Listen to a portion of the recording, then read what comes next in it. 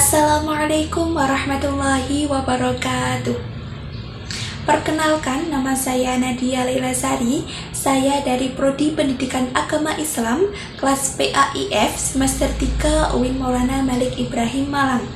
Di sini saya akan mempresentasikan mini riset R&D saya yang berjudul Pengembangan Media Pembelajaran Berbasis Problem Based Learning atau PBL untuk kemampuan pemecahan masalah biologi pada siswa SMA. Selanjutnya yaitu terkait dengan mengapa sih masalah ini penting untuk diteliti. Jadi, masalah ini penting untuk diteliti karena kemampuan pemecahan masalah merupakan salah satu kompetensi utama yang harus dimiliki siswa dalam menghadapi tantangan pada zaman sekarang, terutama dalam pelajaran biologi yang kerap melibatkan fenomena kompleks dan memerlukan analisis kritis. Pendekatan Problem Based Learning atau PBL itu dinilai efektif dalam mendorong siswa untuk memahami konsep secara mendalam melalui konteks nyata. Namun, implementasinya masih terbatas karena kurangnya media pembelajaran yang relevan dan menarik. Sebagai contoh, masalah biologi yang relevan untuk siswa SMA adalah bagaimana pengaruh polusi terhadap ekosistem air tawar dan apa solusi yang dapat diterapkan untuk mengatasi dampaknya. Melalui media berbasis PBL, siswa dapat diajak untuk mengidentifikasi masalah, menganalisis data, dan mengusulkan solusi berbasis ilmiah, sehingga meningkatkan kemampuan mereka dalam memecahkan masalah secara sistematis. Selain itu, pendekatan Problem Based Learning atau PBL berpotensi membantu siswa Gen Z untuk mengembangkan kemampuan analisis, berpikir kritis dan kreatif dengan cara yang sesuai dengan gaya belajar mereka. Selanjutnya yaitu terkait dengan rumusan masalah. Rumusan masalahnya di sini ada dua. Yang pertama yaitu bagaimana prosedur pengembangan media pembelajaran berbasis PBL untuk materi biologi pada siswa SMA.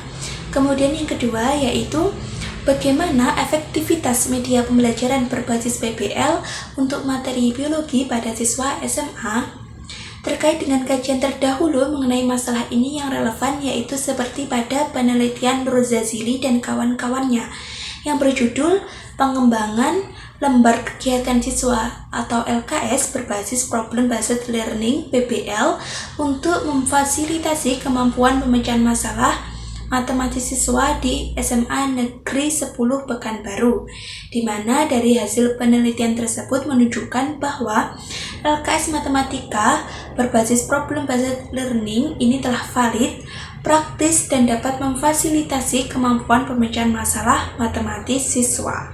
Kemudian selanjutnya yaitu terkait dengan desain penelitian yang cocok, yaitu menggunakan ADDIE, Analysis, Design, Development, Implementation, dan Evaluation. Mengapa menggunakan ADDIE? Karena model ADDIE ini menyediakan kerangka sistematis yang fleksibel untuk merancang, mengembangkan, dan mengevaluasi desain pembelajaran, termasuk pembelajaran berbasis Problem Based Learning atau PBL.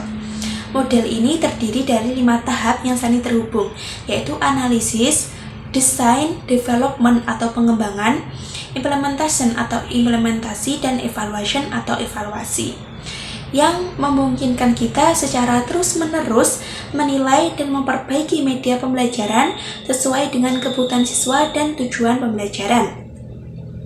Tahapan-tahapan ADDIE ini sejalan dengan prinsip PBL yang menekankan pada pemecahan masalah, kemudian pembelajaran aktif, dan kolaborasi.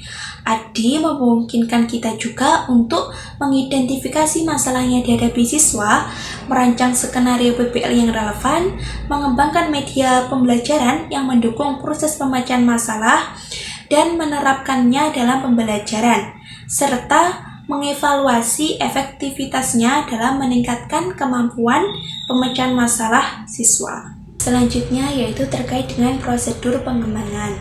Prosedur pengembangan ADDIE terkait dengan pengembangan media pembelajaran berbasis PBL untuk kemampuan pemecahan masalah biologi pada siswa SMA, yaitu yang pertama yaitu analisis. Tahap ini melibatkan identifikasi kebutuhan dan masalah siswa terkait kemampuan pemecahan masalah biologi.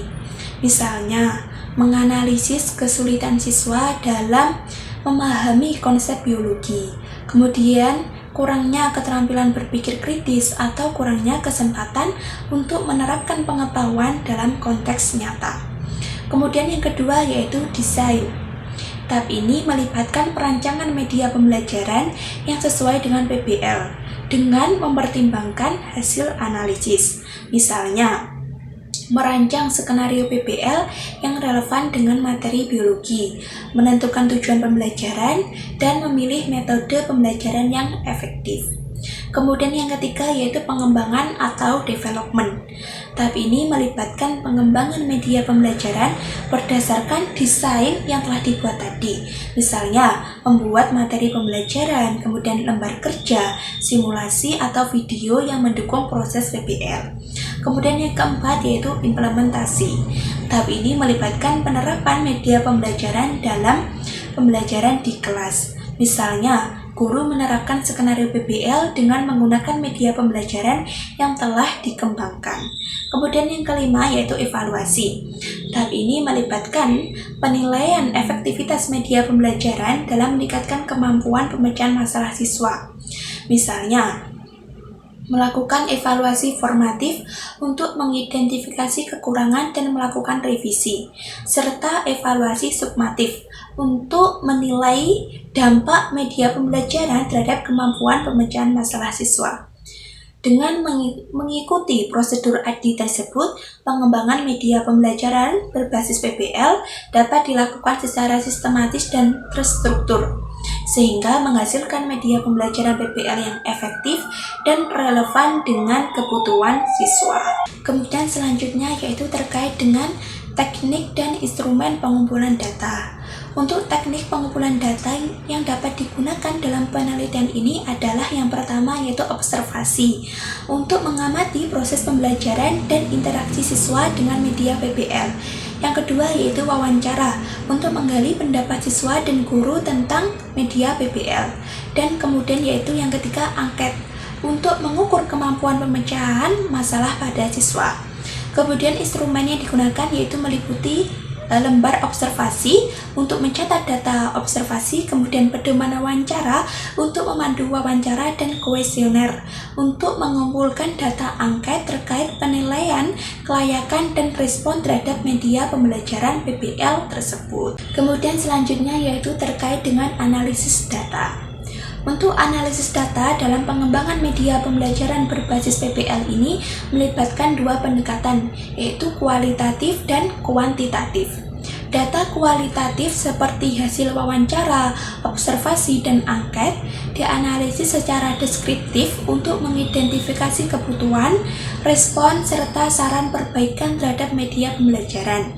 Sedangkan untuk data kuantitatif seperti skor validasi ahli, hasil kuesioner dan pretest, serta post-test dianalisis menggunakan statistik deskriptif, misalnya rata-rata dan presentasinya berapa, untuk menilai tingkat kevalidan, kelayakan, dan efektivitas media pembelajaran.